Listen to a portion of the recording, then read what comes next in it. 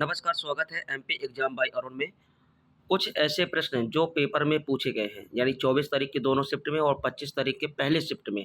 यहाँ से प्रश्न जो बने हैं, मैंने सभी प्रश्न लेने का प्रयास किया है और ये मैं प्रश्न स्वयं से नहीं बना रहा, बल्कि यूट्यूब में जो पहले से कुछ विश्लेषण हुए हैं और ये कुछ मैसेज आए हैं, वहाँ से मैंने प्रश्न निकालने का प्रयास किया है।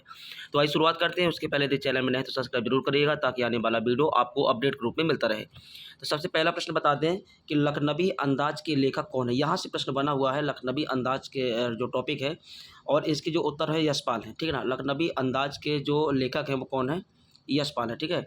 और ये एनसीईआरटी कक्षा 10 की स्पर्श भाग 2 में शामिल है। इसमें लखनऊ की तहजीब, शिष्टाचार और मानवीय व्यवहार का चित्रण किया गया है, ठीक है। इसके बाद प्रश्न नंबर 2 की बात करें तो नेताजी का चश्मा के लेखक कौन है? यानी लेखक से संबंधित क्वेश्चन जरूर बन रहे हैं।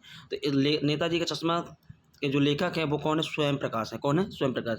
यह व्यंग्यात्मक कहानी है जिसमें नेताओं की दिखावटी और राजनीति और जनता की मानसिकता पर कटाक्ष पर किया गया है, ठीक है। इसमें तीसरा नंबर बाल गोविंद भगत के लेखक कौन है?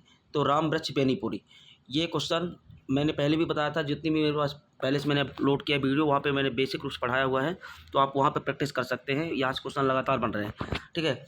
यह रेखाचित्र एक ऐसे संत स्वभाव व्यक्ति का चित्रण करता है जो भक्ति, सादगी और मानवीय मूल्यों का प्रतीक है, ठीक है। यानी 24 तारीख के दोनों शिफ्ट और 25 तारीख का जो पहले शिफ्ट, यानी तीनों शिफ्ट मिलाकर यानी 60 क्वेश्चनों में से मुझे लगभग 20 ही क्वेश्चन मिल पाए हैं। वहाँ से मैंने क्वेश्चन लेने का प्रयास किया है, ठीक है।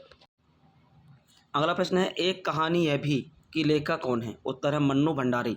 यह आत्मकथात्मक संस्मरण है, यानी पूछा जा सकता है कि यह एक कहानी यह भी जो है ये क्या है? आत्मकथ संस्मरण है या कुछ और है ना? ऐसे क्वेश्चन बन सकता है। संस्मरण है जिसमें लेखक ने अपने साहित्यिक और पारिवारिक जीवन के अनुभव को साझा किए हैं। माता का आंचल में किस दशक की ग्रामीण संस्कृति का चित्रण है? तो 1930, जो तीसरे दशक की बात हो रही है कि ग्रामीण संस्कृति का चित्रण किया गया है। ये क्वेश्चन सब बने हुए क्वेश्चन है, ठीक है। अगला क्वेश्चन है जॉर्ज पंचमकीनाथ के लेखक कौन है? उत्तर है कमलेश्वर। यह व्यंग्यात्मक कहानी और औपनिवेशिक मानसिकता पर प्रहार करती है। सूरदास के पद किस भक्ति धारा से संबंधित है? उत्तर है कृष्ण भक्ति धारा, जो सगुण भक्ति भी कहा जा सकता है, और सूरदास अष्टछाप के ये प्रमुख कवि थे, ठीक है। अगला क्वेश्चन है राम लक्ष्मण परशुराम संवाद के रचयिता कौन है? उत्तर है गोस्वामी तुलसीदास, ठीक है। यह प्रसंग रामचरितमानस के बालकांड से लिया गया है।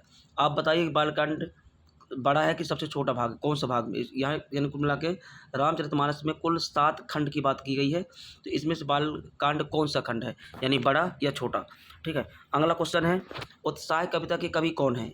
सूर्यकांत त्रिपाठी निराला। कविता में नवजीवन, ऊर्जा और परिवर्तन का संदेश दिया गया है। तो लगातार मैं बता दूं कि 3 शिफ्ट हो चुके हैं अब तक, यानी 24 को 2 और 25 का 1।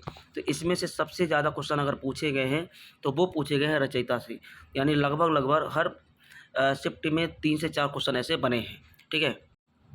एक क्वेश्चन यहाँ से आत्मतरण के रचयिता से बना हुआ है, तो इनके उत्तर है रामनिंद्र नाथ टैगोर, ठीक है। कविता में आत्मबल, साहस और ईश्वर में विश्वास की प्रेरणा दी गई है। तो आत्मतरण से संबंधित एक क्वेश्चन बना हुआ है, और यहाँ से क्वेश्चन हमने बना के दे दिया कि इसके रचयिता कौन है। यानी अगर आत्मतरण से संबंधित क्वेश्चन बना है तो ये क्वेश्चन पूछा जा सकता है कि आत्मतरण के रचयिता कौन है। राम लक्ष्मण कौन सा समास है? द्वंद्व समास है, क्योंकि दोनों पद समान महत्व रखते हैं, ठीक है। यह क्वेश्चन बना हुआ है। अगला प्रश्न है तत्पुरुष समास का उदाहरण कौन बताइए, ठीक है ना। तो राजपुत्र, जिसको राजा का पुत्र कहा जाता है, इसमें उत्तर पद प्रधान होता है, ठीक है। अगला प्रश्न बना है विद्यालय का संधि विच्छेद। तो विद्याधन आलय यानी विद्यालय, ठीक है। अब एक क्वेश्चन बना है जल का पर्यायवाची। अब उसमें कौन कौन से ऑप्शन थे ये तो मुझे क्लियर नहीं है, लेकिन मैं आपको जल के पर्यायवाची बता देता हूँ कि नीर, तोय, सलिल, वारी, अम्बु। यानी ये वो वाले हैं जो पेपर में ज़्यादातर पूछे जाते हैं ना। तो जल के पर्यायवाची आपको ये याद कर लेना है। अगला क्वेश्चन अंधकार का विलोम शब्द क्या है? ये प्रकाश है, ये पूछा गया है, ठीक है। अगला प्रश्न है जो कभी ना मरे के लिए एक शब्द क्या होगा? यानी एक शब्द में उत्तर लिखने की बात कर रहा है, तो इसमें अमर ये उत्तर सही होगा। और 17वां क्वेश्चन है नाक में दम करना मुहावरे का अर्थ पूछा गया है। तो बहुत अधिक परेशान करना, ये क्वेश्चन बहुत इंपॉर्टेंट क्वेश्चन है और लगातार क्वेश्चन ये बनता रहता है, और इस बार भी इसमें पूछा गया है, ठीक है। एक प्रश्न यहाँ से ये बना है दूध पानी का पानी लोकोक्ति का अर्थ क्या है, ठीक है। और यहाँ से एक क्वेश्चन लोकोक्त से संबंधित और बना है, मुझे क्लियर नहीं है, लेकिन इसमें क्वेश्चन बना हुआ है। निष्पक्ष न्याय करना या सत्य असत्य का स्पष्ट निर्णय लेना, ये दूध का दूध पानी का पानी कहलाता है। ठीक है, अगला क्वेश्चन है करुण रस का स्थायी भाव क्या है? इसका उत्तर है शोक।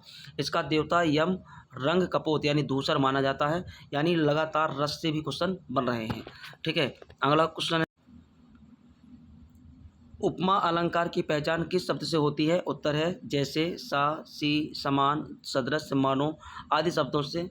ठीक है, इसमें उपमेय और अपमान की तुलना की जाती है। यानी उपमा अलंकार, यानी कुल मिलाकर अलंकार से क्वेश्चन लगातार बन रहे हैं। तो गाइज जो महत्वपूर्ण टॉपिक से अभी तक प्रश्न 3 शिफ्ट में बने हैं, यानी 24 तारीख को 2 शिफ्ट हो गया, 25 को फर्स्ट शिफ्ट हो गया। यहाँ से जहाँ तक क्वेश्चन बने हैं, जहाँ तक मुझे क्वेश्चन मिले हैं, जो टॉपिक मिले हैं, मैंने क्लियर करने की कोशिश की है। जैसे मुझे अन्य जानकारी मिलती है और टॉपिक मिलते हैं, मैं तुरंत अगला वीडियो बनाकर अपलोड करूंगा। उसके लिए आपको चैनल को सब्सक्राइब करना है, शेयर करना है, ताकि आने वाला वीडियो आपको अपडेट के रूप में मिलता रहे। हाँ, लाइक करना ना भूलेगा, क्योंकि एक लाइक हमें मोटिवेट करेगा। धन्यवाद।